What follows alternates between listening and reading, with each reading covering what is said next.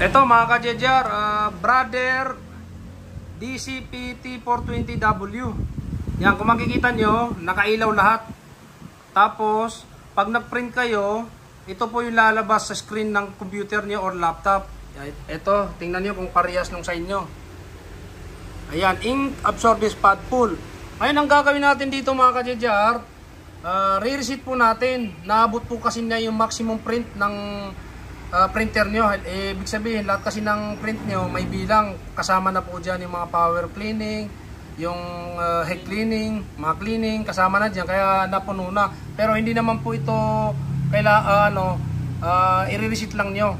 Ngayon ang gagawin nyo, pupunta po tayo sa printer. Ayan, dito po tayo sa panel nya. Ang gagawin muna natin para ma-reset, pupunta tayo sa service mode. Kaya ito, kung paano i-service mode, check nyo lang maigi. Ito, sabay po yung dalawa, long press. Kahit 10 seconds po, basta po mailaw to.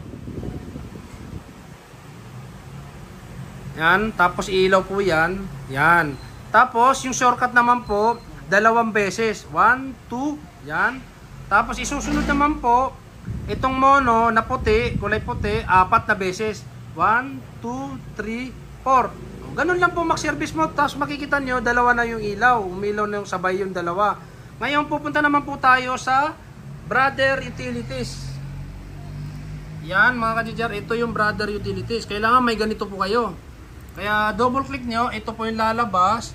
Tapos check nyo po dito, minsan ang nakalagay dito ibang printer. Kaya ilagay nyo ng maayos yung model. Ayan, tapos tools. Tapos pupunta po kayo sa machine settings. Ayan, paglabas po niyan, ulitin ko lang mga ka-JJR, pag wala pong control panel, ulitin nyo lang po yung service mode. Kasi baka hindi po kayo nakapasok sa service mode, kaya wala po kayong makikitang tools doon, control panel. Ngayon, nakita nyo mga ka-JJR, kailangan natin mag-login. Ngayon, saan makukuha yung ilalagin dito? Dito po sa likod ng printer nyo.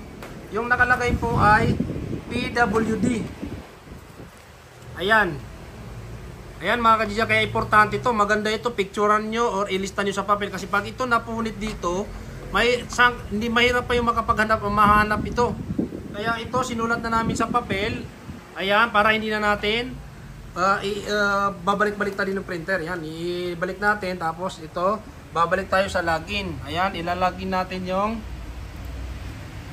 sinulat namin sa papel. Yung PWD sa likod, kinopya na namin.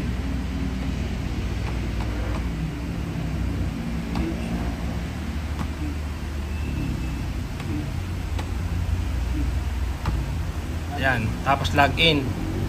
Ngayon, papasok na tayo sa settings. Kung nakita ni mga dyan, talagang error yung puno na talaga. Ngayon, ang gagawin nyo, pupunta kayo sa administrator. Ito. Ayan, tapos ito na mga ka-JJR, yung control panel. Ayan, ito yung remote panel. Ito yung pinakamahalaga rito. Kaya yan, pagka nandito na, kung makikita nyo, may screen na, may keypad na. Dito tayo maglalagay ng 808. Ngayon, pag pindot nyo na kahit anong number dyan, may lalabas po na sign in. Ayan, ilalagay niyo dito admin. Admin. Ayan, tapos sa password, kung ano yung ginamit natin sa pag sign in kanina. Kaya ito, pag login kanina. Ngayon, ito ulit. Yan. Kaya napakahalaga nun.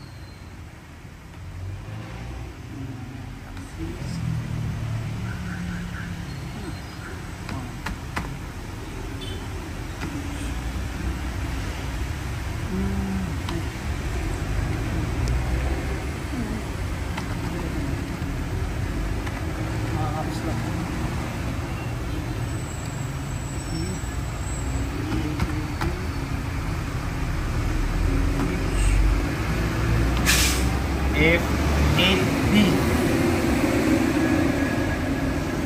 Yan. Login. Ayan, nakapunta na tayo sa maintenance. Ayan, sundan nyo lang po. 80. Tapos, yan.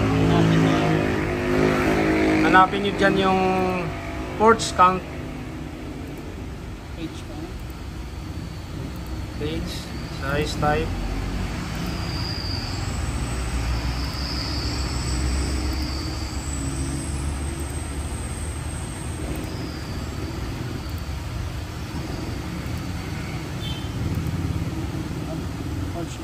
Ayan po yung hinahanap natin. Ayan, tapos ilalagay niyo po yung set. Kaklik niyo yung set.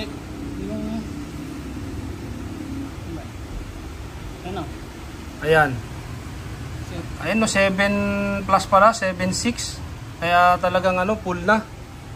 Kaya yan, para ma-zero yan, 2, 7, 8, 3. Set ulit. Yan. 0-0 na. Kung nakita niyo mga kachina, wala yung 7.6. Yan. Ngayon, para makaalis dyan, stop, tapos 9, 9. Yan, please wait. Yan.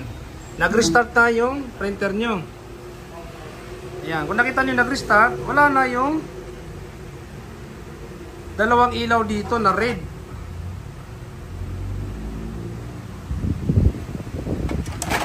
Ngayon, pagka ano, ayan mga kadidya, kasi tinanggal natin yung papel para lagyan natin ang papel, baka sample. Makikita nyo makakapag-print na, wala na yung error.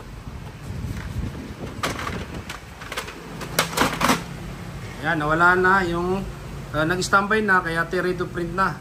Ayan, sa sample tayo. Ayan o, normal na yung printer o. Wala na po yung error.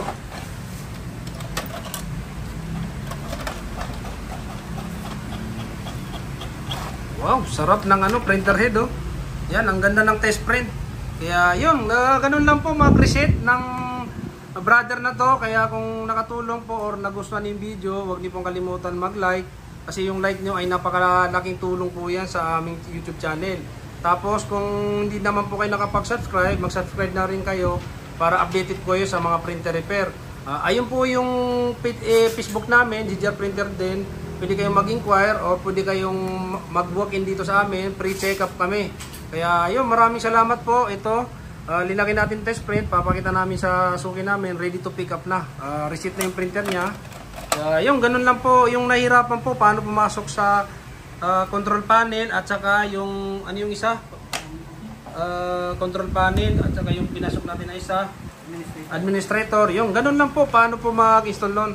Ang pinakamahalaga po dito yung serial sa likod. Huwag niyo pong kalimutan mawala yun. Kaya habang hindi pa nawawala, picture na niyo na po yun o ilistan nyo. Napakahalaga yun sa printer nyo kasi hindi kayo makakapasok sa utilities. Kaya maraming salamat po.